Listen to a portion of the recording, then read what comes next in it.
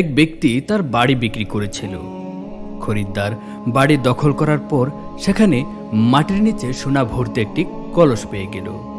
তখন সে কলসিটি নিয়ে বাড়ির বিক্রেতার কাছে গিয়ে বলল, ভাই, আপনার কলস নিন, কলসিটি আপনার বাড়িতে পাওয়া গেছে।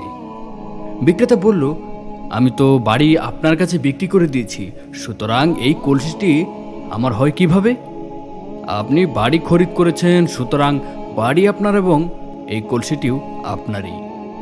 এবার লোকটি বলল, তা হয় না, আমি বাড়ির জন্য টাকা দিয়েছি, কিন্তু কলসের জন্য কোনো টাকা দেইনি, সুতরাং কলস আপনারই হবে।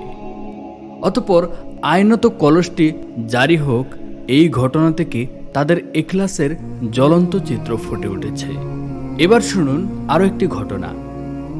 বহুকাল আগে দুজন ব্যক্তি শুনেছিল, শবে বরাতের রাতে বান্দা মন থেকে খালেস নিয়তে যে দোয়া করবে, মহান আল্লাহ রাব্বুল আলামিন বান্দার সেই দোয়াকে কবুল করে নেয়।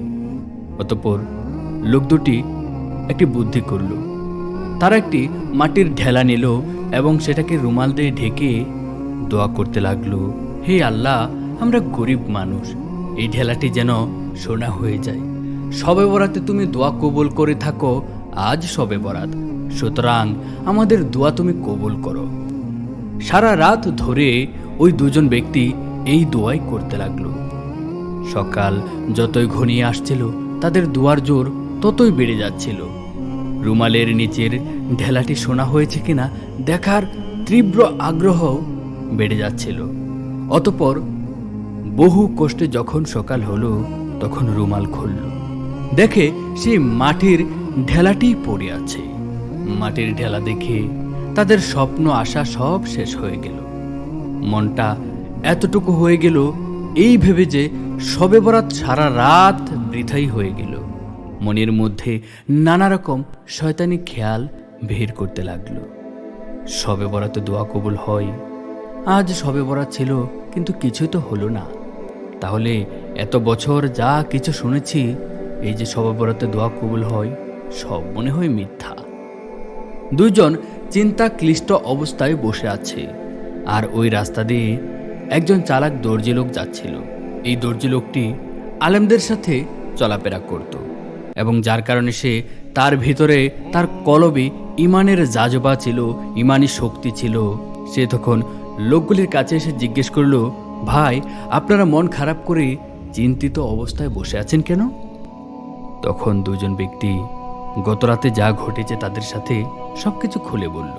সব কথা শুনে লোকটি আবার বলল, ভাই, আপনারা আল্লাহ পাকের শুকর করেন, এর পিছনে তার অনেক হিকমত রয়েছে। তার মধ্যে একটি আমার বুঝে এসেছে, তা হলো এই যে আল্লাহ আপনাদেরকে মোহাব্বত করেন, তাই আপনাদের জীবন রক্ষা করেছেন। তিনি যদি এই মাটির ঢেলাকে সোনা বানিয়ে দিতেন, তবে তার ভাগাভাগি নিয়ে এখনই ঝগড়া সৃষ্টি হয়ে যেত। এরপর শুরু হতো মারামারি, তারপর মাথা ফাটতো এবং অবশেষে একজন নিহত হতো, অপরজনের বিচার হতো এবং নিশ্চয় সেখানে ফাঁসিও হতো। ফলে দুইজনেরই মৃত্যু হতো এবং সোনার পিণ্ড তার জায়গায় পড়ে থাকতো। আপনারা ভোগ করতে পারতেন না, সুতরাং মহান আল্লাহ রাব্বুল আলামিন আপনাদেরকে নিশ্চিত মৃত্যুর হাত থেকে রক্ষা করেছেন। চালাক লোকের কথা শুনে এবার ওই দুইটা লোক খুবই খুশি হয়ে গেল এবং তারা আল্লাহ রাব্বুল আলামিনের শুকরিয়া আদায় করতে লাগলো। এবার চলুন আরেকটি ঘটনা শুনে আসি। এক ব্যক্তি একজন বুজুর্গকে প্রায় গালিগালাজ করত। যতবার গালি দিত বুজুর্গ, ততবার ওই ব্যক্তির বাড়িতে কিছু টাকা পাঠিয়ে দিতেন।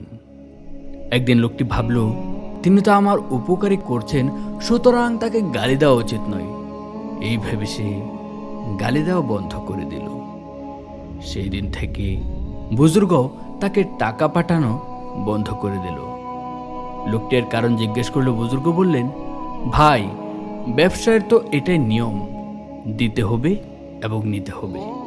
তুমি এতদিন আমাকে মাল দিয়েছ, আমি তার বদলে তোমাকে টাকা দিয়েছি। এখন তুমি মাল দেওয়া বন্ধ করেছ, তাই আমিও টাকা দেওয়া বন্ধ করে দিয়েছি।